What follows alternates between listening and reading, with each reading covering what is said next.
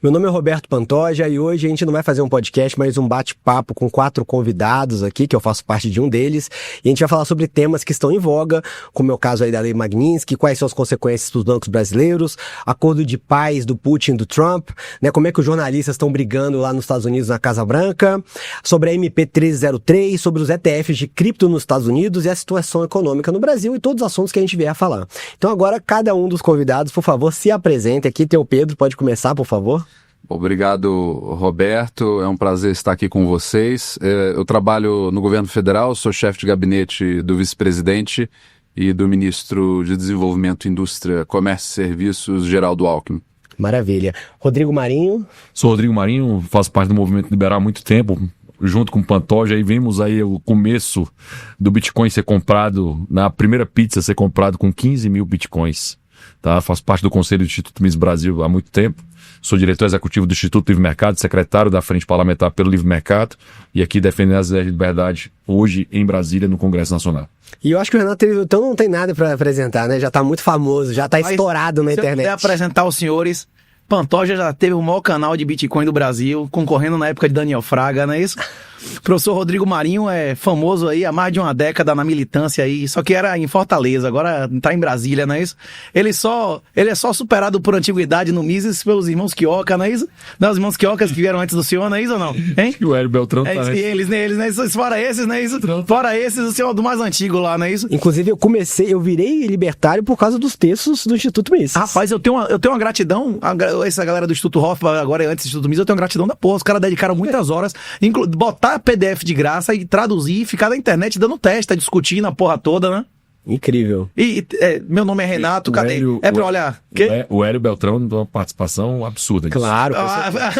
Como é? Gigante. Como é a história lá da Segunda Guerra Mundial? Os Estados Unidos lutou até o último russo, não é isso ou não? O cara botou dinheiro também, ele pode não morrer, não é isso? Mas o cara tá empurrando, não é isso ou não? E o Fernando Urich também, né? Sim. Fernando Urich. E o Urich é um gigante. E o Urich também. E o Urich é um gigante. O primeiro livro de Bitcoin escrito, sem dúvida. Rapaz, foi uma das coisas que inclusive, não foi o livro dele que me salvou, não.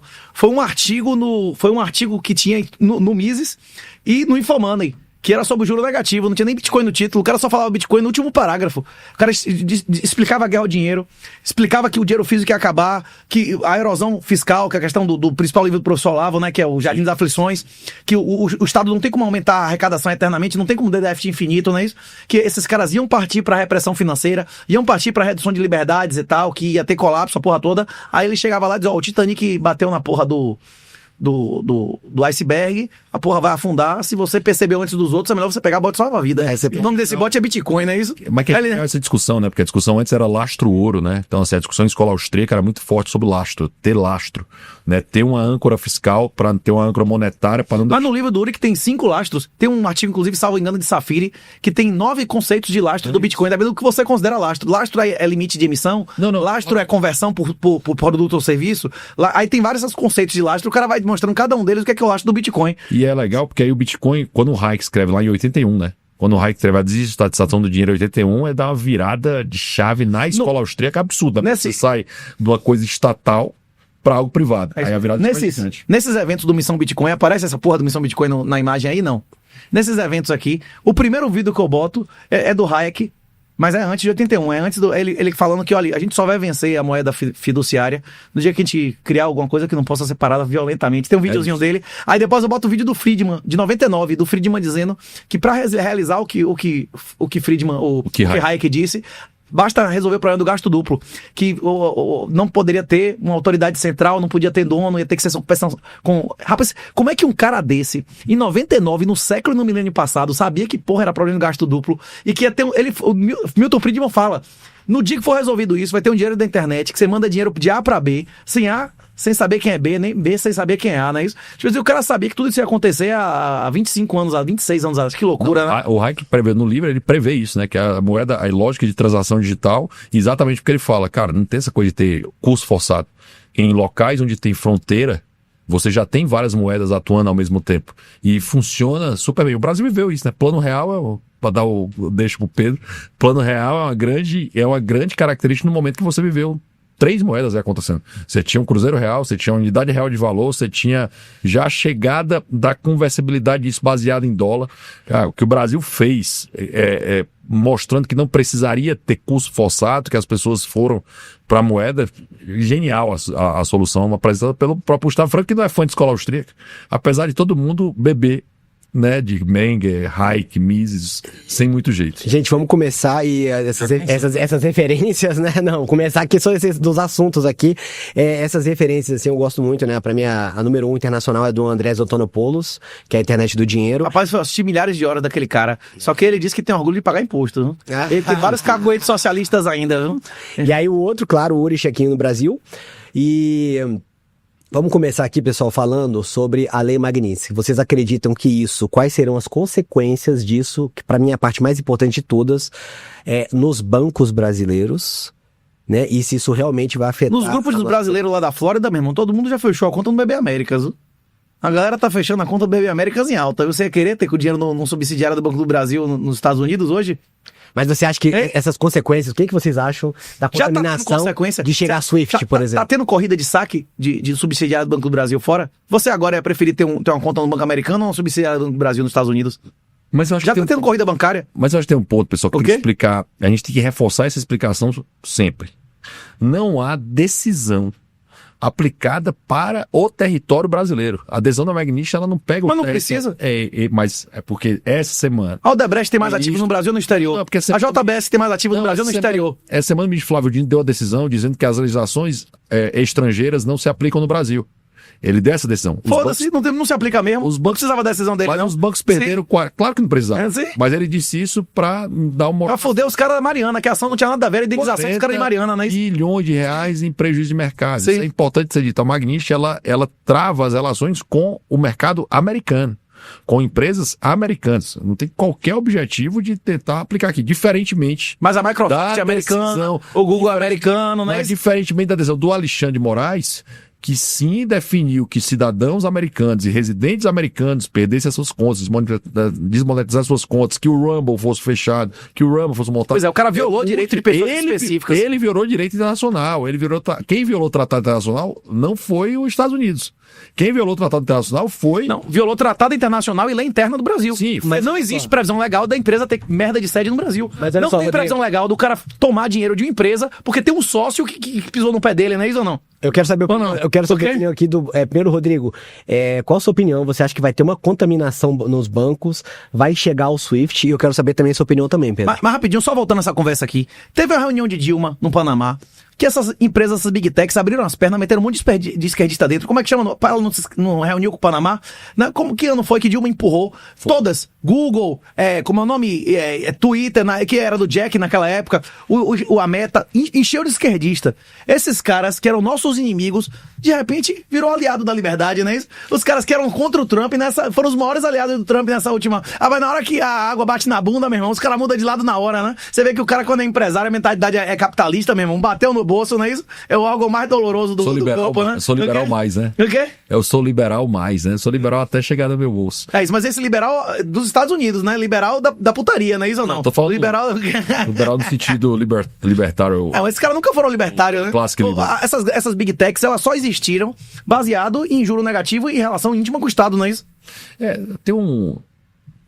Não, muito rapidamente, eu acho que assim, eu não sou um expert nesse tema, né, da Magnitsky, que eu acho que é de 2012, né, remonta aquele episódio das tensões ali com os Estados Unidos e a Rússia, mas eu acho que tem um ponto fundamental que você tem uma certa tensão entre a responsabilização, né, mas também a dinâmica econômica. Então, você tem uma separação, né, de personalidades jurídicas ali, você tem as filiais, né, que atuam lá nos Estados Unidos, e você tem os bancos que são as suas matrizes aqui no Brasil, né. Se você entender que é um grupo econômico só, né, como eu acho que esse que é o entendimento das autoridades americanas, eles vão tentar valer o que vem sendo aplicado às filiais que operam lá.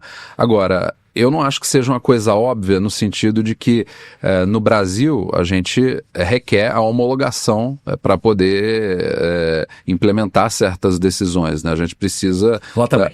lá nos Estados Unidos também. Também, tem que chegar, por exemplo, qual é a briga qual é a pancada que os americanos ficaram indignados?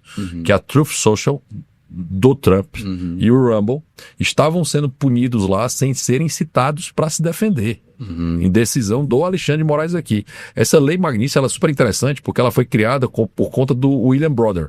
O William Brother era um investidor na Rússia que estava vendo um momento que é o Bill Brother, conhecido como Bill Brother, que era um investidor na Rússia que estava lá. Teve um golpe absurdo nas empresas dele. Um excelente advogado russo que acreditava no empregado Estado, do cara, né? Era contratado do cara, acreditava no Estado. Como se teve um golpe dos agentes. Gostava das 4 linhas. Gostava das 4 linhas. Lá, e o cara era bom pra caramba. Ele ganhou o processo. Tá? Ele estava ganhando primeira instância, segunda instância. E esse cara foi preso, trancafiado e assassinado por agentes russos. E por isso que foi criada, o Big Brother trabalhou muito para criar a legislação lá nos Estados Unidos para punir pessoas extra-fronteiras que violassem direitos humanos, mas não entrando no território russo, não entrando no território brasileiro. Ou no território estrangeiro. A grande fonte de relacionamento dos Estados Unidos é exatamente o sistema SWIFT. É exatamente a relação que as pessoas querem entrar no maior mercado do mundo. Os americanos são o maior mercado do mundo. O Banco do Brasil, o Itaú, não estão lá porque é legal. Estão lá porque estão ganhando dinheiro. O problema não é perder visto. O problema é que hoje as Big Techs já têm mais poder sobre as pessoas do que... É mais fácil você renunciar à cidadania e aos serviços do governo brasileiro do que você renunciar à Apple ou à Microsoft. Essas empresas já têm mais poder sobre a vida da maioria das pessoas do que os próprios governos nacionais.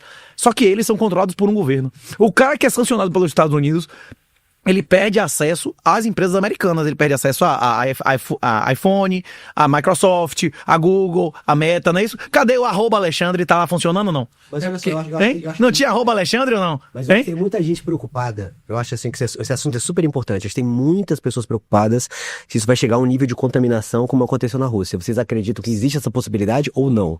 Rapaz, a tendência é o confronto, porra. Tem cenários...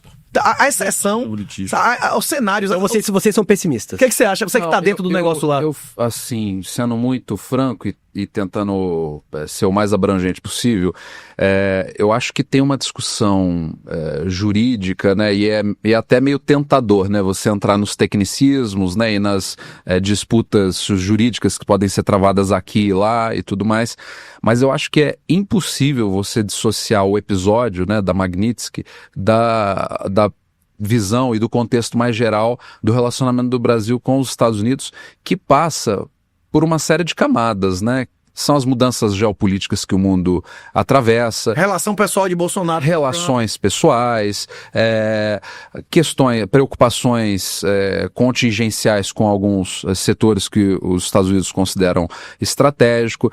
Mas eu, quando olho as oportunidades ao mesmo tempo, eu acho que a gente pode, sim, reverter isso com alguma velocidade, sabe? Eu acho que tem tanto potencial de parceria, tantas áreas em que Estados Unidos e Brasil, só para pegar a palavra da moda, né? A ideia de nearshoring, né? De trazer, né, a produção para os seus vizinhos, né, para perto, pegando um pouco a experiência aí da confusão da pandemia. Eu acho que uma integração produtiva, pegando aí minerais críticos, ontem a gente até falava, não, brincando um pouco, de a mineração a gente não pode pensar como algo crítico também, né? A gente até fez essa analogia, mas eu acho que tem potenciais de parceria fantásticos entre o Brasil e os Estados Unidos que, na lógica de negociação, né, no estilo de negociação do governo americano, podem ter um efeito muito rápido e muito abrangente, entendeu? Para as outras áreas. Então você enxerga que o governo tá disposto a negociar, tá disposto a conversar? Eu acho que sim. Eu acho que tem 2 pontos. Eu posso ser um pouco mais... Pedro, obviamente, tem que falar, tem que explicar da forma como traz isso, mas eu vou entrar na parte mais política disso. Primeiro ponto, tem uma coisa que a gente esquece. Os Estados Unidos é o maior investidor direto no Brasil. De muito longe. Não é a China. O maior investimento, assim, tipo, quase 10 vezes mais do que a China. E ao longo, se eu pegar a história, então é absurdamente mais. Os Estados Unidos foi o primeiro país a concordar com a independência do Brasil, só para entender o nosso relacionamento com esse país. Eu estou escrevendo um livro, estou finalizando ele, vai se chamar Os Arquitetos das Américas, que é o papel de Dom Pedro I, o papel de George Washington na construção das Américas.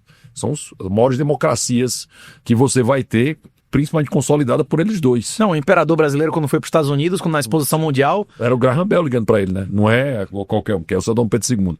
Mas isso aqui é importante ser entendido, porque tem uma oportunidade política que é perigosa. O Lula vinha nos piores índices da história que ele está em relação às suas gestões. Suas três gestões. Ele estava nos piores índices da história. E ele está usando. É fácil, na lógica do outro, sempre colocar a culpa no outro, né? A culpa é minha e eu coloco quem eu quiser, né? A lógica do Homer Simpson, né? Que é assim, a culpa é minha e eu coloco quem eu quiser. Então, dentro dessa condição, você tem 2 pontos. Um judiciário que cometeu uma série de irregularidades e segue cometendo. Esse inquérito que foi aberto inicialmente está em vigor até 6 anos. Ele foi para censurar uma revista. Censurar a revista Cruzoé. É o mesmo inquérito. Ele está em vigor há 6 anos. Você é policial, é policial, né? Você tem um fato e depois você tem um inquérito. Você não tem um inquérito e o fato entra no inquérito, não. Não existe isso. Tá? Esse é só um. Eu posso dar mais 10. Não, o inquérito é por prazo determinado, é eterno, não é isso? Não. Assim, é pelo Ministério Público, também tem que ter um titular, não poderia ser no Supremo. Mas que assim, tem um monte de irregularidade que viola direitos humanos. E o juiz pode ser parte? Não existe mais impedimento? Rule of law, devido processo legal. Acabou. Não, isso já acabou na época da descondenação, já tinha acabado ou não? Isso é direitos humanos, não sou eu que digo isso não, é a ONU que diz, a Declaração de Direitos Humanos da ONU que diz isso, tudo isso. E não é nem conteúdo, é procedimento, você está falando de procedimento aqui. Isso é a base dos direitos humanos. Então assim, que o Alexandre de Moraes é um violador de direitos humanos, não há dúvida em relação a isso. E olha só a questão que você falou do investimento, você está falando que o estoque de investimento dos Estados Unidos no Brasil, pela CNI, é de 357 bilhões de dólares em 2024. Pessoal, é absurdo. Então, assim, não tem sentido. Há uma tentação do presidente Lula, obviamente, navegar todo o tempo para conseguir ganhar popularidade, a partir dessa popularidade, e esquecer isso aqui, pô, é trilhão, pô. Não é dinheiro não, de estoque, não. É porque é o seguinte, tem um livro... E há uma preocupação, e aí sendo justo com o vice-presidente Alckmin, há uma preocupação do vice-presidente tentar dialogar com os caras, assim, porque assim, o Lula delegou esse fato, o Lula delegou o diálogo para ele, mas, bicho, em diplomacia, presidente fala com o presidente. Manter o nível. Vice-presidente fala com o vice-presidente. Não tem jeito, entendeu? O que o Trump quer, meu amigo, é que você sente na mesa com ele. Não foi Zé Mané que sentou na mesa com ele, não. Foi Putin. Foi o Putin. O Putin sentou. Foi lá na casa dele. Não fez um acordo. Meu amigo, uma semana depois, todos os grandes líderes da nação estavam sentados para falar sobre a Ucrânia e dizer, vamos armar a Ucrânia o máximo possível e essa guerra vai acabar, porque senão nós de um jeito ou de outro. Ir pra porrada com você. Assim, a gente não tá brincando, não. Tá falando com a maior potência econômica do mundo, que na hora que ninguém diz nada, ele mandou um B-52 e destruiu toda a base de exploração nuclear do Irã. Não é qualquer cara. Depois de meses de assassinatos seletivos, né? Mas eu concordo com o Pedro que o potencial de resolução de conflito é claro. Mas o Trump só vai resolver esse conflito, amigo, se o Lula sentar na mesa com ele. Não, independente, além de sentar na mesa, ele já pediu, ele já deixou claro qual era a condição para começar a negociação, que era o fim desse processo para o Bolsonaro. Ele mencionou isso diversas vezes. A questão é essa. Lula quer o conflito. Lula não pensa de maneira financeira, é o que está lá no ponerologia política. Esses caras querem poder ou quer dinheiro? Você acha que Lula pensa em termos de poder ou de dinheiro? Se o ídolo dos caras é Cuba, eles querem o embargo, mantém o regime. O Gedel Vieira Lima tinha 51 milhões no apartamento dele porque ele ia para a Europa. Você acha que Gedel é um instrumento ou é a cabeça desse regime? Quem quer dinheiro... As coisas mais baratas na vida são pagas em dinheiro. É puta e ladrão e vagabundo que você paga com dinheiro. Esses caras são instrumentos do cara que tá na cabeça, quer saber de poder, não é isso? E esse materialismo dialético é do Marx, né? Pois é. Não, eu só vejo dois cenários. Eu só vejo dois cenários pra ter acordo antes da eleição. Um cenário é os caras aplicarem a lei, as sanções, aos oligarcas petistas. A Odebrecht, a JBS, bloquear os bens da JBS nos Estados Unidos, rapidinho eles fazem com o Lula, que eles fizeram com o Temer, não é isso? Tem que manter isso aí, não é isso? Lembra dessa gravação? Que eles Temer quase foi pra cadeia, não é isso? Se os bens da JBS nos Estados Unidos forem bloqueados, meu irmão, acaba essa discussão rapidinho, dos brancos, de todos os oligarcas ligados, como fizeram com a Rússia, não é isso? Era só o cara ser ligado com o governo, pegou dinheiro do BNDES, então você é ligado ao regime. Se eles fizerem isso, acaba rapidinho. E a segunda alternativa foram os atos preparatórios lá do Irã. Começar a ter um monte de assassinato seletivo de quem não quiser fazer o acordo. Aí a galera faz o acordo rapidinho, não é isso? Ah, você não quer fazer o acordo, então você não é mais presidente, chão, não é isso? Caveira, não é isso? Ah, você não quis liberar o cara, morreu, não é isso? Polônio, como é que a Rússia gosta aí pra deixar a mensagem, né? Polônio com enriquecido, não é isso? Mas isso é péssimo. Mas isso é péssimo, Renato, porque isso vai impactar o João e isso que, se acontecer a esse nível de bloquear os bens. Do JBS nos Estados Unidos? Não só, dos oligarcas petistas? Não vai bloquear só o JBS. Não, de todo mundo que recebeu o dinheiro desse governo. Entendeu? Das empreiteiras que foram envolvidas com a Lava Jato. Mas quantos por cento da patrimônio da Odebrecht está nos Estados Unidos ou não? Assim, na regra do jogo hoje, o BNDES é possível ser usado, certo? Imagine que tem empresa séria. É possível. Me diga uma que conseguiu sem doação a ninguém. Me diga um cara honesto que não tem relação nenhuma com político nenhum que recebeu o BNDES. Aonde, velho? Tem cartão hoje, pra você ter uma ideia, tem cartão hoje que micro e pequeno empresário conseguem financiamento do BNDES. Sim, micharia. O taxista conseguiu um dinheiro do BNDES, beleza. Vai comprar um táxi. Pela lógica, esse cara também pode ser punido, entendeu? É perigoso. Mas ele não é associado com o regime? Ele não é financiado pelo regime ou não? Sim. Esse cara, ou esse fudido microempresa lá tem coisa nos Estados Unidos, rapaz? Hein? Pois é, mas o banco ligado a ele tem, a base ligada a ele tem. Se a gente tem uma situação... Por que você acha que a Rede Globo demitiu a menina? Qual o ativo da Rede Globo não teve exterior? Se a gente tem uma situação de juros, cara, se a gente tem uma situação de juros que já está alto, a possibilidade de nós já estamos pagando um juros absurdo, pô. A gente já paga um juro de 15%. Eu tô dizendo assim, eu falo isso com muita preocupação, tá? Eu tô falando isso comemorando, achando que... O juro é negativo. Não. O juro do Brasil é negativo, é baixo. Inclusive, essa foi a única mentira do pai Lula. A única coisa que ele disse que não fez. Ele prometeu baixar o juro, ele dizia que o Roberto Campos era criminoso, não é isso? O Campos Neto, ele é um vagabundo, é um juro inaceitável e era 10, agora é o maior desde 2002, não é isso? Não? É isso que eu tô falando. É a única mentira, essa é a única coisa que o pai Lula fez, ele quis fazer o contrário, não é isso? Não. Mas ia mudar tudo. Mas isso lasca o pobre, isso lasca o investimento, isso lasca o dinheiro dos mais pobres. Cara, o prejuízo que pode causar a escalada disso e com a coisa pior. Um cara como o Alexandre de Moraes, ele vai dizer o seguinte, o judiciário é independente, eu vou triplicar, quadruplicar, quintuplicar a aposta, que é o que ele está fazendo. Cara, isso é muito perigoso, porque a gente não... Coisas que essa...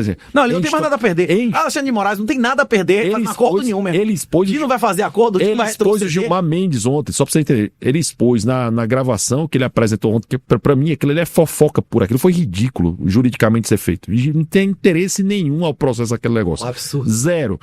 Mas ele... processo tá falando que o de ontem, celular de Malafaia. O celular de Malafaia do Bolsonaro. Do filho dizendo que o pai é um covarde de merda da porra, né? Mas é um ingrato. Cara, pelo amor de Deus, isso é um problema familiar. Lógico, não é coisa... Não, pô, mas é uma relação de pai. Esse negócio... Triste, mas é um problema dele. E o Dallagnol se fudeu. Você lembra que, inclusive, tinha a gravação da dizendo que queria dar o... Tipo assim, várias coisas íntimas também da família de Lula, de putaria, de adultério, a porra toda, também foram colocadas devidamente. Teve isso ou não teve? Não teve uma putaria dessa? A mulher vinha dançar comigo, não sei o quê, não teve essa conversa ou não? Tá errado, tá errado. Absurdo. Tá errado tudo, Renato. Não é pra ser assim. Isso é muito de fofoca, pô. Você não é pra estar... Não, mas foi exposto de Lula também, a putaria da família de Lula foi exposta ou não foi? Assim como um erro gigante do Toffoli não ter deferido o Lula e ir pro enterro do pai, do irmão dele, pô. Pelo amor de Deus. Vai pro enterro. Não, se ele tava na cadeia, se foda, né? Isso não. Não, a cadeia, ela tem até algumas autorizações você pode fazer. Pro seu enterro, pô. Pro enterro do irmão, do pai. Sim, e qual a desvantagem? Que cadeia o cara vai fuder na cadeia, não vai visitar íntima? Isso é um absurdo, porra. Não. Quem tá preso tem que se fuder, acabou, não é isso ou não? Sim. O cara fuder na cadeia, imagine, velho. O quê? Vamos agora pro próximo ponto. E primeiro eu queria agradecer o Sou Brasília, né, pelo espaço e pelo podcast. Eu até acho, Renato, que o cara não deve ter visitante na cadeia. Eu acho absurdo. Porra, mas o cara ir pro enterro do seu irmão e do seu pai, eu acho estupro na cadeia é pior que visita íntima. Agora o certo é o cara não fuder na cadeia, não é isso ou não? Nem estupro, nem ser estuprado, nem comer a mulher, não é isso ou não? Não, mas entre visita íntima e estupro generalizado, aí o cara anda calma, porra, não é isso ou não? Nem os dois, eu acho. Vamos travar os dois. É absurdo. Agora vamos para a segunda parte. Pessoal, olha só. A gente teve agora essa semana que foi super importante. Você teve o encontro e acordo de paz, que é o que eles falam, lá no Alasca, do Trump e o Putin, tá? E aí depois eles foram pra Casa Branca, e aí estavam todos lá os líderes da Europa, e eles falaram que entraram em contato com o Putin na hora, fizeram uma ligação pro Putin ao vivo, e falou com todo mundo ao mesmo tempo, e a Casa Branca, né, a famosa repórter da Casa Branca, ela falando, né, que isso realmente aconteceu, dessa importância desse acordo de paz, mas todos os jornais do planeta Terra estão dizendo que isso é mentira e que isso é conversa fiada. E aí eu queria discutir com vocês, falar com vocês aqui, o poder do jornalismo, né? Quem tá por trás disso e como imagina o presidente Biden falar que fez um acordo de paz e os jornalistas falarem que é tudo mentira. Não, mas qual seria? Que fechou. Trump, porque inclusive Trump não tá em guerra. Trump tá em guerra? Os Estados Unidos tá em guerra? Se você não é parte do negócio, como é que você pode fechar o negócio? Mas Ele, inclusive, tem a cena clássica dele sentado com o Zelensky e uns 10 líderes europeus na Casa Branca. Teve essa cena ou não teve? Se ele tivesse fechado, ele não tava negociando com essa galera ou não? Mas o que você acha desse poder do jornalismo, né, do representante da Casa Branca fala A, jornalista fala B, e o mundo inteiro com opinião diferente? Quem foi que criou o termo fake news? Foi o Trump dizendo, you are fake news, não é isso? Você é da CNN, vocês são mentirosos, você é tudo mentira que sai da boca de vocês, não é isso? Isso lá no primeiro governo, né? You are fake news. You are fucking fake news, não é isso? CNN, não é isso? Yeah. Hein? Yeah. Cara, mas assim, há uma guerra acontecendo. E a informação é uma das camadas da guerra. A contra-informação e a desinformação são camadas da guerra, não é isso? Há uma guerra acontecendo e essa guerra envolve todos os países do hemisfério ocidental que estão apoiando a Ucrânia. Todo mundo está apoiando a Ucrânia em primeira hora. E a Rússia, ninguém está indo para o embate direto. Ninguém mandou tropa. E vocês concordam? Mandou drone, mandou toda a pancada para lá. E vocês concordam que a guarda pessoal russa de Maduro que impediu a morte dele da última vez que teve no do Guaidó? A Rússia pode ter, inclusive, feito um acordo de cessão de terra pro americano parar de encher o saco lá e eles entregarem. O próprio russo pode cortar o Maduro ou facilitar o serviço, não é isso? Esse negócio de corte seletivo de pessoas não é a primeira vez que o americano faz no Irã, não é isso? Mas é impossível que os Estados Unidos acabou de recuperar Maduro, 8 pessoas. Os Estados Unidos estavam botando um prêmio na cabeça de Maduro de $50 milhões. Tipo assim, a Magnitsky começou lá em 2016. Vai ter uma hora que eles vão botar prêmio na cabeça da galera daqui. E se eles forem espertos, eles vão fazer mercado de aposta descentralizada. Que o oráculo vai ser uma coisa que você não vai ter que nem discutir. Ninguém vai nem saber quem matou, não é isso? Polymarket. Porque Você não viu o que aconteceu agora? O marketing é relevante e não tá sendo respaldado pro governo. Ô, Renato. Na hora que for respaldado pro governo, meu irmão, a porra voa, não é isso ou não? Ô, Renato, 8 caras estavam na embaixada brasileira na Venezuela. Sim. Incrível esse Na embaixada brasileira, porque eles eram argentinos. Aí começou a ter um conflito pesado. Aí o argentino, aí o cara, a Argentina tirou o embaixador de lá, porque não concordava com isso. Transferiu os prisioneiros para a embaixada brasileira. A embaixada brasileira ficou sem água, sem luz. Né? A embaixada brasileira estava sem água, isso é um absurdo completo, quem tiver território do Brasil, mas a lógica dos caras é, tudo bem, esse território é do Brasil, mas o encanamento de água e a luz é nosso. Tá, tudo bem. Aí ficou sem água e sem luz. Teve que ter gerador lá acontecendo para rodar o funcionamento daquele local. Os Estados Unidos, há 3 semanas atrás no máximo, ele mandou um avião, conseguiu resgatar um resgate, bicho. Mas foi negociado, né? Bicho, eu não sei se foi negociado. Não, foi negociado, não. Foi negociado. Teve salvo-conduto. Rapaz, o cara, você acha que... inclusive, o Maduro já trocou. Teve salvo-conduto com a Rússia. O Maduro... alguém negociou. Não com a Venezuela. Inclusive, as baterias S-300, S-200 de lá não é operado por venezuelano. Tipo, não tem venezuelano, você vai botar uma porra dessa. Você acha que alguém dá javelin na mão de um ucraniano, o cara vai sumir, porra, com equipamento de milhões aí. Você acha que algum ucraniano opera uma porra dessa? Um país mais corrupto que o Brasil? É isso que eu tô dizendo a você. É isso. Você acha que acontece um negócio desse sem negociação em nenhum nível? Tem vários níveis de negociação pro cara entrar com um avião. Imagine a Vitória, se o cara tivesse um helicóptero americano como aquele negócio lá da Black Hawk Down. Você acha que o cara ia pilotar um helicóptero de combate numa área urbana sem autorização de ninguém, sem fechar nada com ninguém? Cara, foi um negócio espetacular, viu? Depois a descrição de como aconteceu. O Maduro já trocou vagabundos. Como é o nome dessa gangue, que inclusive o Bukele recebeu 200 e tantos dos Estados Unidos. Como é que já matou gente dos Estados Unidos da porra toda? Como é o nome da gangue? Bonde... Mas é Trem de Aragua, né? Trem de Aragua, que é o bonde lá. A facção, inclusive, eles têm, já conhecidos no Brasil, embaixadores da maioria dos estados do Brasil. Eles mantêm relações tanto com o PCC... quanto com o CV. Eles vendem arma, vendem escravo, vendem a zorra toda no Brasil. Você acha que... Se esses caras têm embaixador no Brasil, você acha que não tem negociação nesse nível aí? Pelo amor de Deus, né? Agora, inclusive, o Bukele, eu tô na internet, disse assim, eu troco esses 200 vagabundos, era 200 e quantos vagabundos que tinha do bonde? 280 por metade. Aí deu a lista dos prisioneiros políticos que ele queria, o cara não quis. Mas ele já trocou anteriormente. Já trocou, inclusive, com Panamá, com vários países. Presos políticos por vagabundos deles. O Maduro estava fora da Venezuela nesse dia. Não, mas deu a entender que foi uma operação militar de sucesso, igual aconteceu no Irã. Você acha que não teve? Os Estados Unidos foi lá e pegou... de boa lá, sair. Você acha que o cara é... E deixa eu perguntar pra vocês, essa questão agora global, vocês acham, qual a opinião de vocês? Distância Caracas está do mar. Não tem. É uma cidade costeira? Não é, velho. Olha quantos quilômetros o cara teve que fazer? Não tem bateriante aérea, porra, todo avião. Agora, o que eu queria perguntar pro senhor, professor, fugindo um pouco do assunto aqui, seus clientes lá, né, os doadores, a galera lá, a galera da cripto, as empresas, as corretoras, eles estão achando o que dessa MP 1303? Você acha que vai emendar a porra ou é pra derrubar essa porra, desmoralizar o governo e deixar ele sem dinheiro no ano da eleição? Hein? Tem várias camadas. A tua resposta tem várias camadas a ser colocada. Porque tem vários caras, como é que chama? Tem parceiros seus que são os políticos e tem parceiros seus que são as entidades, não é isso? As entidades, empresas e tal, que defendem... Entidade fica parecendo que é coisa de... Todo mundo que defende livre mercado, né? Todo mundo que tá lá pela pauta, né? Então, Sim. Todo mundo que tá lá entende que a gente vai avançar para o livre mercado. Se você for para fechar o Dentro do que mercado... for possível, não é isso? Não, dentro do que for livre mercado mesmo. Sim. Óbvio que política é a arte do possível. Por exemplo, eu nunca vou defender o fechamento da possibilidade de você poder portar a sua própria wallet, por exemplo. Eu tenho alguém que quer proibir que as pessoas, por lei, que as pessoas possam portar sua própria wallet, que seja crime. Nem a pau. Porque isso é uma defesa da ideia de liberdade. Estou dando um exemplo para dizer assim, ainda que tenha... Mas tá tendo pressão das empresas lá contra isso? Não, de jeito nenhum. As empresas estão de boa, com 17,5%. Não, as empresas estão muito contrárias à MP3. Tu estava falando da questão da autocustódia da wallet. Mas o mercado do Bitcoin chegou a receber dinheiro do SoftBank da porra toda. Vai se fuder, não é isso ou não? Cara, só para entender, é absurdo. Tem um ponto importante nessa, inclusive na 1087, que é a remessa, que é a isenção do imposto da renda, que é outra PL, que é a remessa de dinheiro para o exterior, que tem muito a ver com essa questão de investimento estrangeiro no Brasil. A MP303, ela trata de vários pontos. Ela aumenta a tributação de... Fode a XP, de todo mundo, para 15% de investimento, fintech. FI, tributa CRI, CRA de 0 para 5%. Tributo, cara, dá uma tributação MP. Então vocês têm também o pessoal do banco e tal, todo mundo querendo ou emendar ou derrubar essa desgraça. Todo mundo muito chateado, porque assim, o problema, essa MP ela foi criada porque o IOF tinha sido derrubado pelo Congresso. O IOF voltou na tora, mais uma mágica do STF, né? Mais uma mágica do Alexandre de Moraes, né? Não, mas se ele fosse sozinho ali, a porra caía. Não, mas foi sozinho, ele não mandou para julgamento até hoje, tá? E por que não recorreu? Se não recorreu, porque a porra tá fechada, não é isso ou não? Exato, mas é porque ele tem que mandar, né? E você vê que... Se todos não concordassem, ia puxar a orelha, ia levar pra turma e derrubava. E aí, a sequência disso, aí foi apresentada a medida 303 para compensar esse crédito, esse custo todo, que era 30 bi.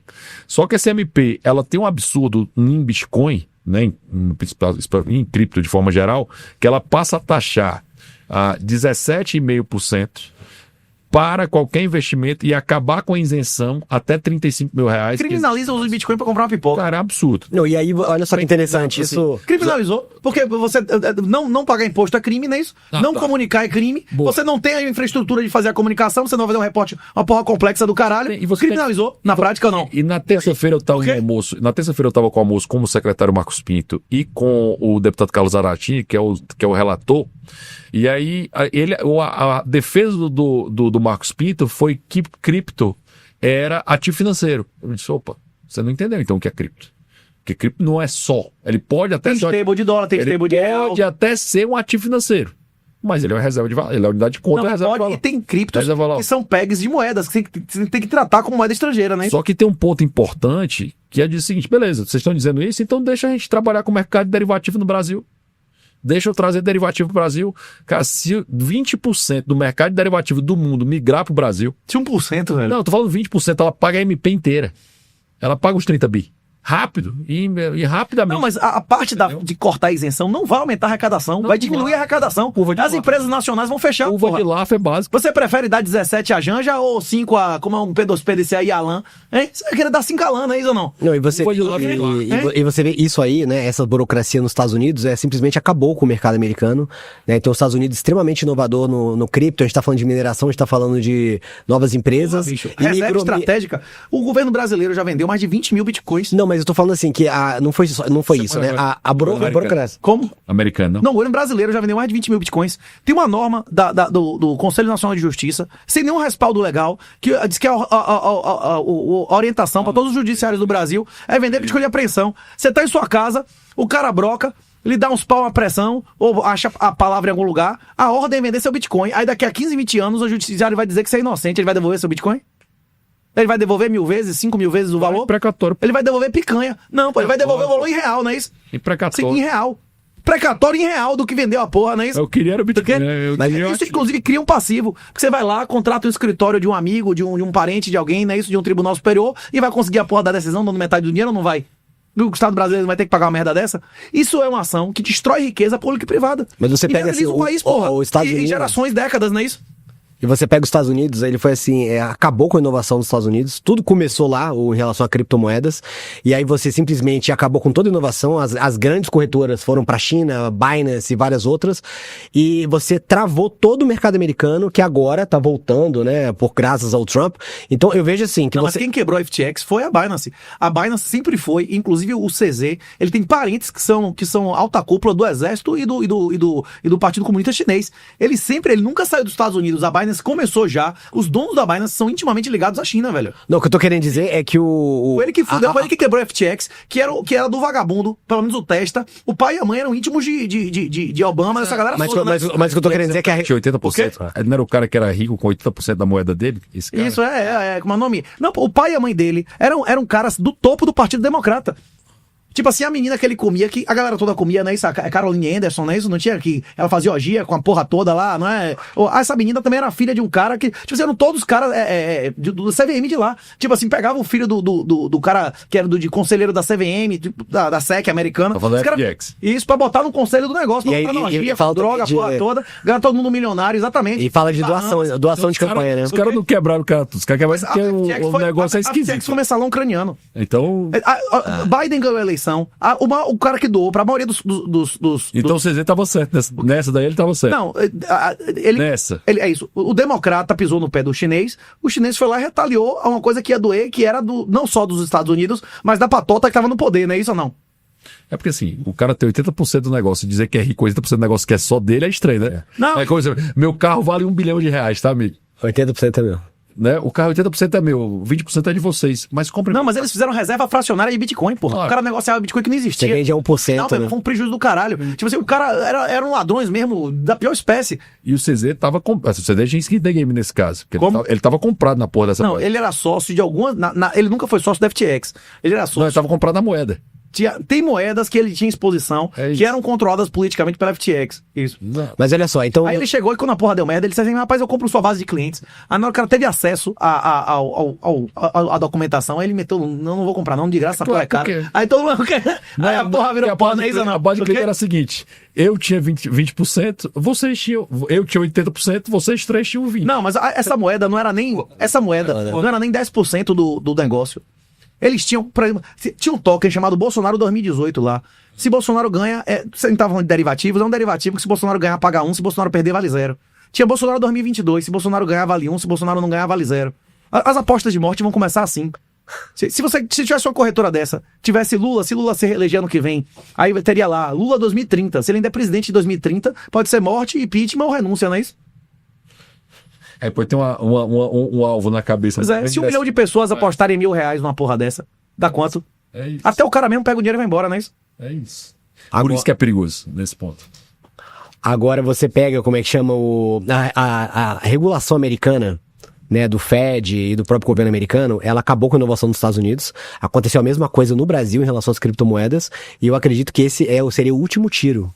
Porque... Não, os Estados Unidos tá tendo inovação pra Mas caralho. não, eu tô falando agora com o Trump. Sim. Agora, Trump agora. No Brasil. agora eu tô querendo que o Brasil, com essa MP, Não, pior mesmo, iria ser o último tiro e É porque acabar. ela, Você baixa o ela mata a aplicativo. localização. Porque assim, a gente não tem interesse nenhum para empresas virem pro Brasil e ficarem instaladas aqui. Você pode ficar na internet. E é isso que o Marcos Pinto não entende. É isso que ele precisa explicar para ele claramente. Pro Não Haddad. tem mercado imobiliário brasileiro, não, porra. Se a bolsa triplicar, ainda tá perdendo em dólar nominal, porra. Não. Eu A bolsa brasileira não existe, Eu tô pô. falando de Existia eu tô falando tudo golpe, localização. pô. Por quê? Eu tô falando localização de empresas no Brasil. Se eu mato a isenção, eu mato o mercado. Eu mato o mercado que não tá regulado ainda. O pior é isso, né? Não, eles estão Foi ameaçando derrubar os sites na internet, Não, como se ninguém soubesse que é VPN. É muito doido esse negócio, porque o próprio governo, agora o governo, no caso, o Banco Central, ele está terminando a regulação para dizer como as empresas podem ficar no Brasil. Como as empresas vão ficar no Brasil. E a gente está nesse processo que deve sair até outubro, novembro. E agora, no meio desse negócio, eu tô tributando antes das empresas Mas talvez chegarem. seja melhor esses caras loucura tributarem essa porra isso. mesmo, acabar logo esse país. O melhor da reserva estratégica de Bitcoin também era melhor, na minha opinião, uma reserva estratégica do que ficar vendendo Bitcoin dos caras inocentes. Agora, se não Que joga pelo menos fica pelo menos lá, né? Fica pelo menos guardado lá Não, e e não depois. precisava ficar na mão de ninguém do governo.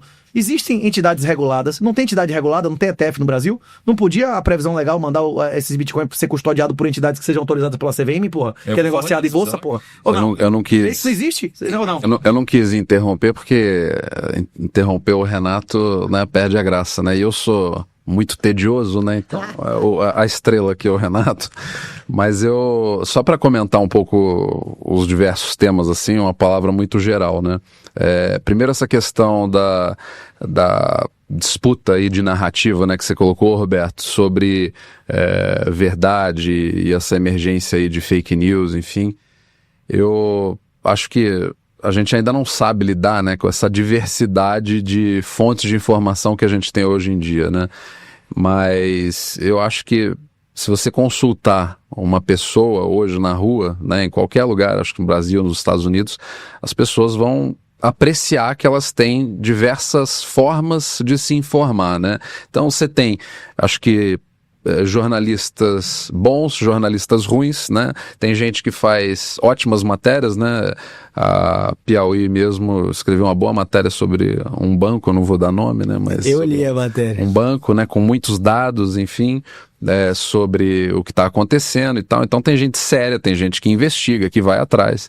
Mas eu acho que essa pressão diária, né, para também produzir conteúdo fica criando, e essa disputa por território, né, com aplicativo de mensagem instantânea e tudo mais, né.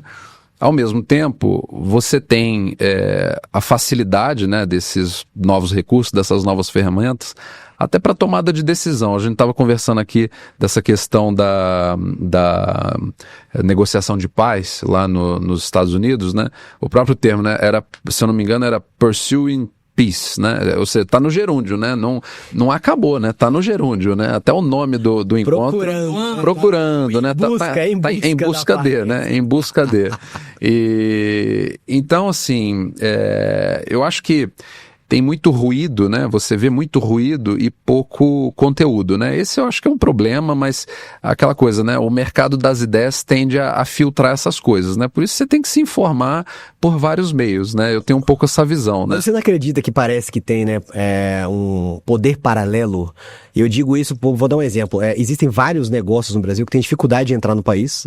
E ao mesmo tempo, por exemplo, né, chega a CNN dos Estados Unidos, a BBC tem um poder enorme dentro do país, né? Não tô falando que seja um problema, mas narrativas globais são impostas contra homens extremamente poderosos como o presidente dos Estados Unidos. Não passa uma impressão que nós vivemos um poder paralelo, que a gente sabe lá quem que tá por trás dessas narrativas? Mas ninguém sabe. Aqui no Brasil, a mídia é bem contra o Trump, não? Totalmente. Para dar um exemplo. Tem um ponto que ele falou sobre ETF. ETF no Brasil só tem uma entidade que pode operar. Ninguém pode operar no mercado cripto com ETF. Nenhuma empresa do mercado cripto, nem Binance, OKX, nem Coinbase. Nenhuma dessas empresas pode operar em ETF. Sabe que é monopólio pesado. Quer dizer, é um dos piores monopólios que nós temos no Brasil. Se chama o monopólio da B3. Esse monopólio é absurdo. E inclusive o governo tem trabalhado, esse governo atual tem trabalhado para tentar quebrar esse monopólio. Tem um projeto de lei no Congresso Nacional, foi aprovado na Câmara e agora está no Senado, de infraestrutura de mercado financeiro, que é o PL 2926/23. É excelente esse PL. E que é recente. A história do Brasil, a bolsa maior era a Rio, né? Não. Cara, mas é porque tinha bolsa no Nordeste, né? Tinha bolsa na minha infância tinha bolsa na Bahia, velho. A bolsa de Fortaleza era riquíssima, a bolsa de valores regionais, que era a BVR, era fortíssima. Então hoje o monopólio de bolsa de valores é isso. Um dos objetivos do trabalho da frente parlamentar é abrir novas bolsas no Brasil. Porque tem um negócio esquisito, né? O pessoal de Chicago pergunta, caramba, vocês são os maiores produtores de soja do mundo. Por que vocês não fazem um preço? Quem dá o preço é Chicago. E aí não pode. Não pode porque a gente não tem um mercado. Não tem segurança jurídica. Não, a gente não tem a gente não tem segurança jurídica hoje de ativo. Mas não pode abrir uma bolsa? Cara, não consegue, porque a regulação... Tem lei nesse país? Vale a pena ser honesto? Legal é pesada. Você preferir negociar a regulação, porque é o seguinte, como a B3, vamos lá, aí tem a empresa X. A empresa X, ela não tem interoperabilidade hoje obrigatória no Brasil. Como, por exemplo, eu não consigo migrar. Hoje eu consigo migrar facilmente da Claro para Oi. Ou da TIM para Vivo, eu consigo migrar.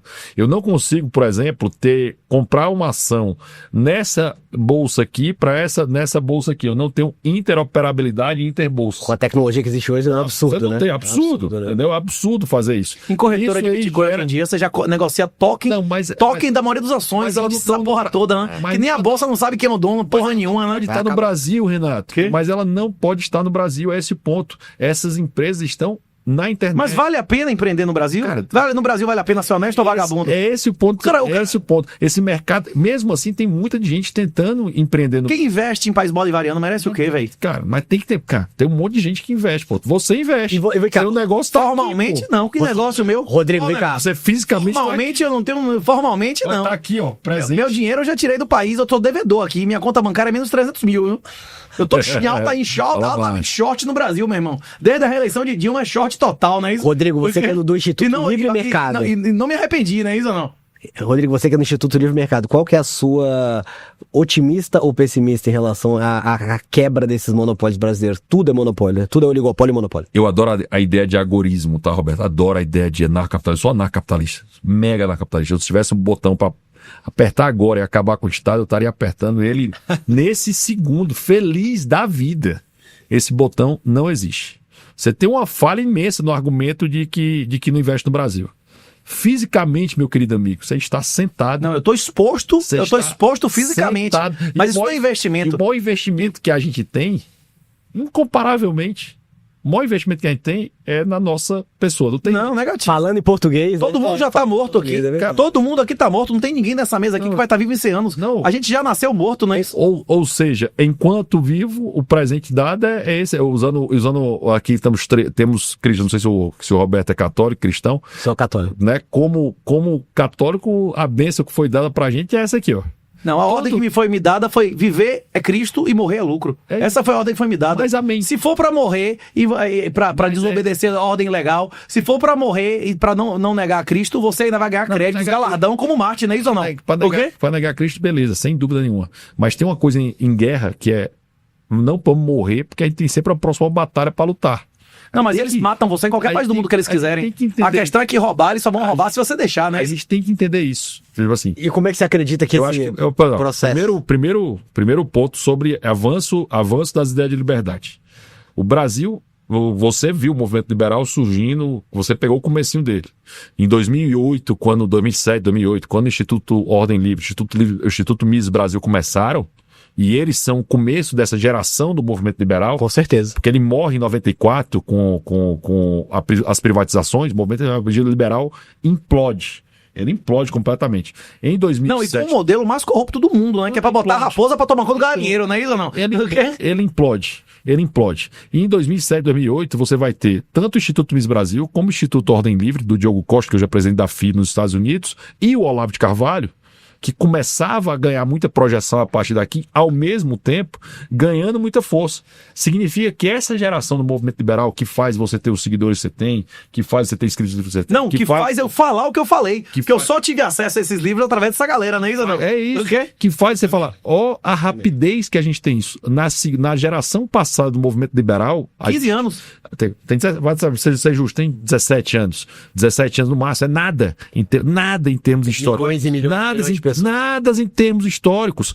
Só para você comparar, eu vou listar algumas pessoas. Eu tenho um cara que chegou na Câmara dos Deputados e disse: imposto é roubo.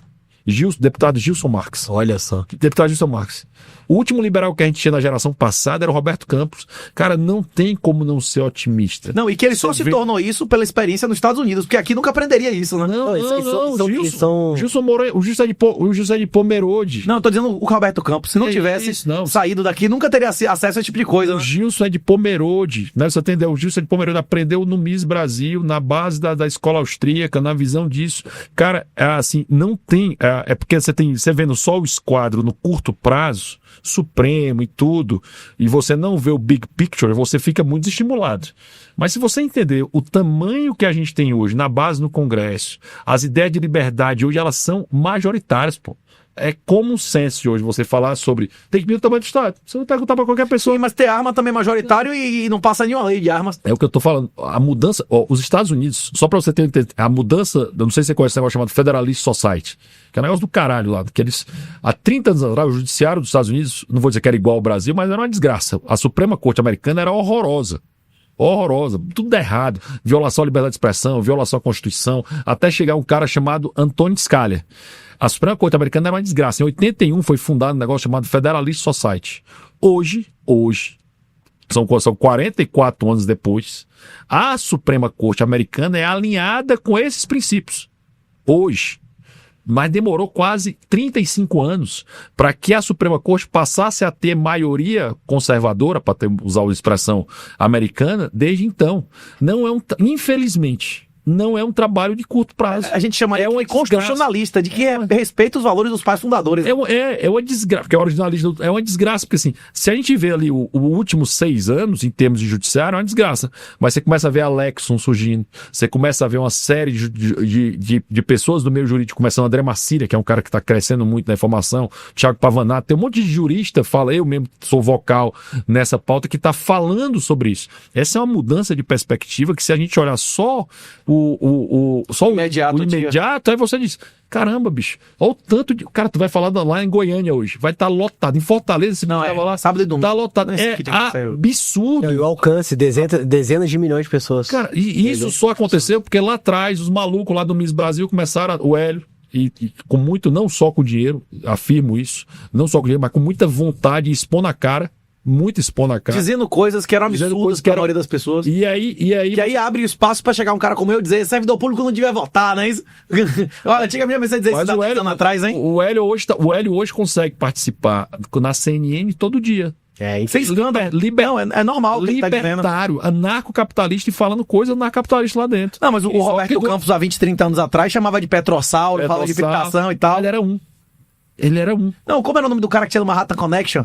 Paulo Francis também botava pra fuder, não é isso ou não? Mas não era liberal, não era libertário. Não, mas falava de Petrossauro, de privatização, desestatização. Ou o tanto de parlamentares que a gente tem hoje. Você tem o Luiz Felipe de Orleans e Bragança, que estava defendendo, que vai ser o relator da reserva financeira para Bitcoin. Você tem a Carol Detone, liberalzaça, alinhada pra caramba. Você tem a... Imagine quem imaginava que um cara como Eros, um cara que foi eleito com 70% de voto feminino, um cara da igreja, propondo uma reserva estratégica de Bitcoin, não é isso? Nada a ver, porque a pauta vale a pena. É assim, se você tem que parar e analisar não só o resultado hoje, você tem que entender a projeção. A gente mesmo, você estava lá no começo, era 10 gato pingado, bicho, defendendo esse negócio, tudo maluco. Eu fui o primeiro professor a dar uma palestra que eu fazia para dar porrada, chamada Capitalismo em Favor dos Pobres.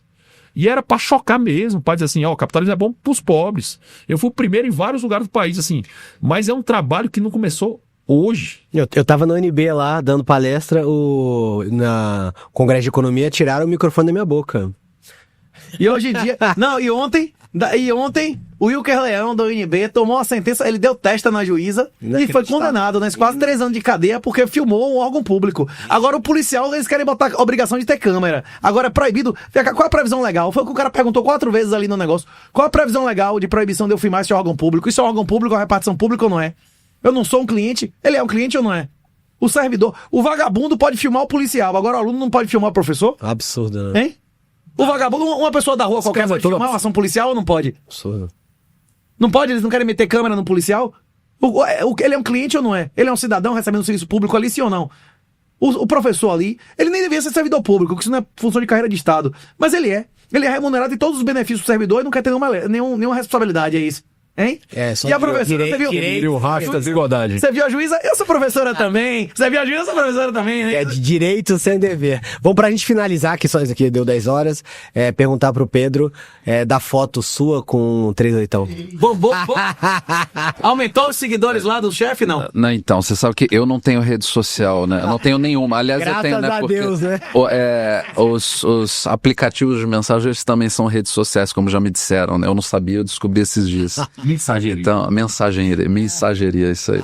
Mas, assim, eu achei extremamente positivo, porque, assim, bom, se eu não acreditasse que o Estado pode ajudar com algumas coisas, né, no Brasil especificamente, eu seria meio masoquista, né, cara, meio doido aí, né, porque é a minha única experiência profissional aí no Estado, né, 12 anos, mas concluindo e, assim, fazendo um comentário mais geral também, eu acho assim, ontem eu falei, o Brasil tem uma trajetória muito peculiar, né?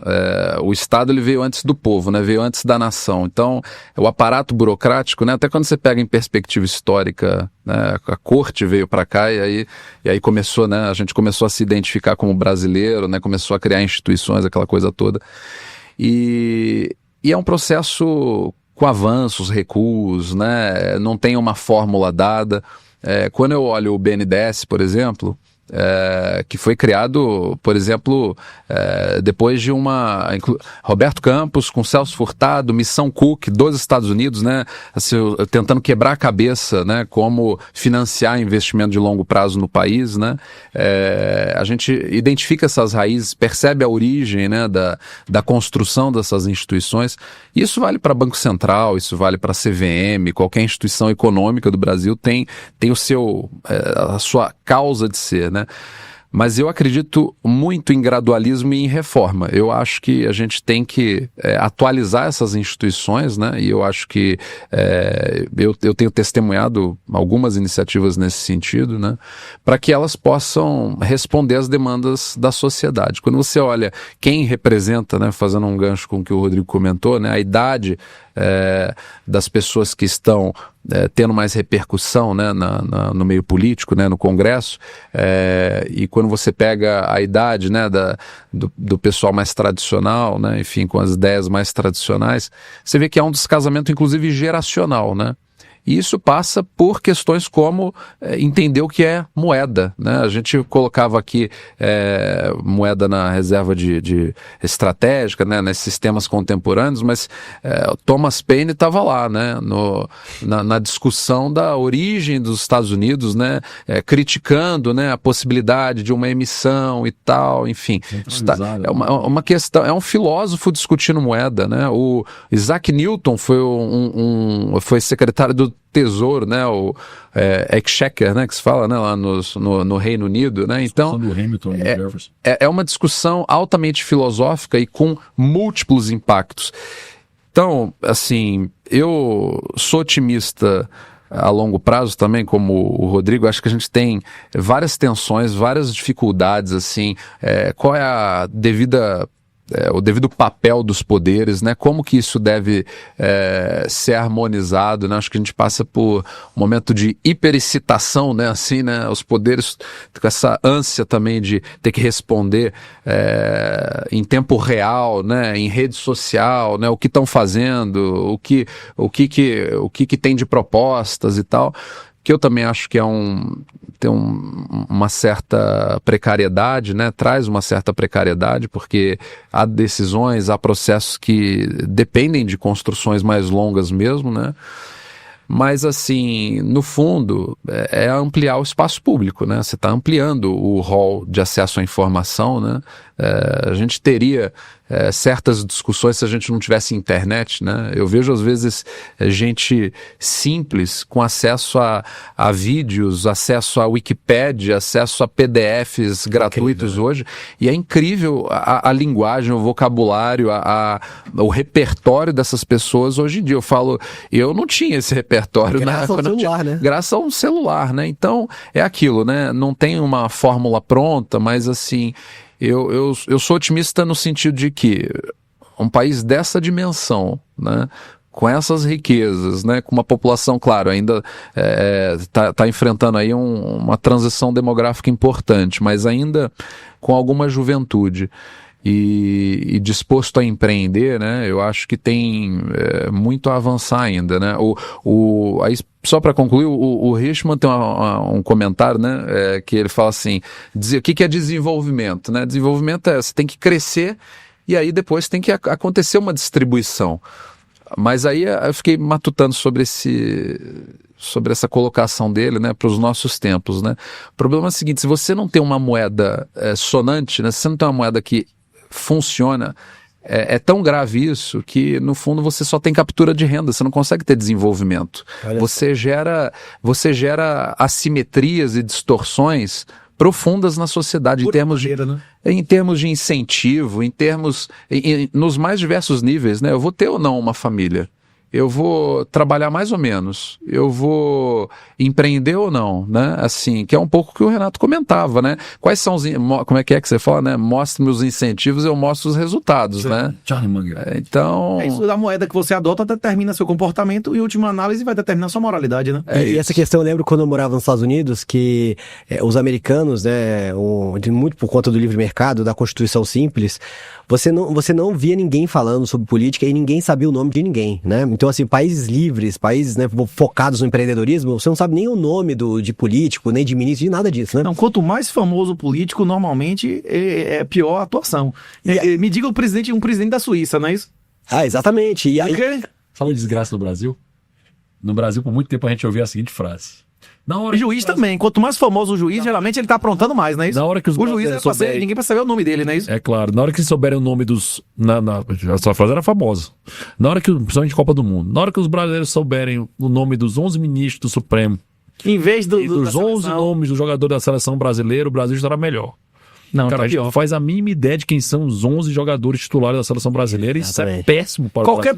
pessoa medianamente informada já sabe quem são os 11 ministros. Não sabe quem são, não. Quem botou ele lá, qual a posição do cara, quem botou ele lá, em que circunstância, a quem ele deve, não é isso? E aí eu vou dizer uma coisa, que você pega agora, depois de 2020, eu percebi uma radicalização absurda política, porque os Estados Unidos, o que eu fiquei mais impressionado foi com a mudança do governo pro Trump, né, que a mudança de narrativa das empresas, dos negócios, Foi o que eu falei. de tudo, é A uma Big coisa, Tech é uma era coisa inimiga assim... da liberdade. Hoje em dia são as maiores aliadas, bicho. Não, mas o incrível não é isso. O incrível é como que a mudança de um político mudou o planeta completamente. A gente tá falando, assim, da identidade de gênero, várias Mas foram várias dessas agendas pessoais. que foram desaparecendo em questão de meses. Você vê que é uma tendência que não foi só uma eleição. Foram vários fatores que levaram à eleição. Você acha que o primogênito do Trump, o primogênito do cara mais rico do mundo lá, querer virar trans e tirar o nome do pai, você acha que isso não interferiu na decisão dele? Você acha que ele comprou o Twitter pra ganhar dinheiro?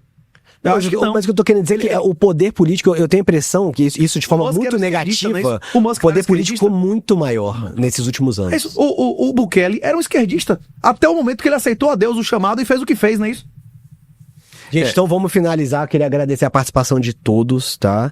Muito obrigado e agradecer principalmente ao Soul Brasília e ao Denver, né? Que Denver, magnata. graças a ele, nós estamos aqui todos reunidos. Muito Me obrigado. gravou, inclusive, ontem com Domingos, me gravou com, como é o nome do outro brother, Renato, como é? Rapaz, tripulia. Renato Estripulia, não é isso? Mas eu queria só deixar uma coisa que eu acho que o Renato faz, que é o maior investimento dele.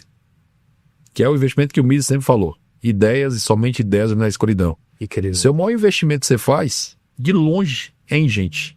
Quando a gente perde pessoas para outros países, Não volta, velho. é a pior coisa que acontece para qualquer país. O fato de você estar gastando energia e tempo para convencer as pessoas que essa moeda é a moeda ideal, você está investindo a coisa mais escassa que qualquer pessoa tem. Por isso que eu voltei a É explicar, tempo, né? que é o tempo. Por isso que eu falei que seu investimento é a sua vida. É exatamente por isso. Talvez Tem eu não tenha conseguido me explicar antes, mas eu agora acho... Pra mim, o principal artigo do Bitcoin é um Bitcoin sobre a sua palestra lá. É o Bitcoin e os pobres. Se você tá me assistindo aqui, leia. O Bitcoin e os pobres explica que na hora que uma sociedade, que não a maioria, mas a maioria dos produtores, que são menos de 2% da população, aceitarem o Bitcoin, ele não dificulta o socialismo, não. Ele inviabiliza, viu? Acaba o welfare. Faz Acaba muito essa sentido. putaria, viu? Acaba a festa do vagabundo, viu? O Bitcoin e os pobres, de Miceia Popesco. Pesquisa aí que tem em português também. Esse é o artigo que diz que Bitcoin é a coisa mais conservadora desde Jesus Cristo, né? Olha só. Amém. Viva Satoshi. Amém.